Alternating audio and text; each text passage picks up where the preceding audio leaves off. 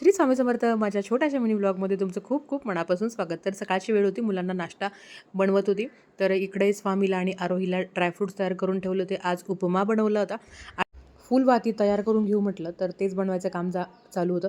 बरेच दिवस झाले वाती बनवायच्या, पण वेळेवरच मी बनवून घेत होती. म्हटलं आज बनवूया.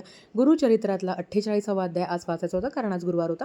तर साखळी पारायणाचा 48वा अध्याय मी वाचून घेतला. भाजीला काय बनवायचं बराच मोठा प्रश्न होता. तर आरोहीला भेंडी खायची होती आणि म्हटलं आपण उसळ करूया. पण नंतर प्लॅन चेंज झाला, कारण मिस्टरांना कडू कारलं खायचं होतं. खरं तर कारलं कडू असतं, पण मी जे कारलं बनवते ते खूप छान असतं. तर म्हणजे कडू नाही लागत ते कारलं.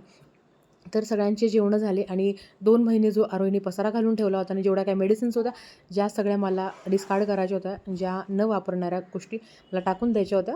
अक्कलकोटवरनं पार्सल आलं होतं मूर्तींचं, तर ते मी एका ठिकाणी ठेवून घेतलं. स्वामी ते मला मदत करत होता. कपड्यांच्या घड्या घालणं सगळ्यात अवघड काम आहे, किंवा मला न आवडणारं काम आहे असं म्हणायला हरकत नाही. तोपर्यंतच संध्याकाळी मुलांना इव्हिनिंग स्नॅक्स करून दिला. जो त्यांना प्रचंड आवडतो ते म्हणजे पोंगे. हे नागलीचे पोंगे आहेत. चला, हा व्हिडिओ बघितल्याबद्दल धन्यवाद.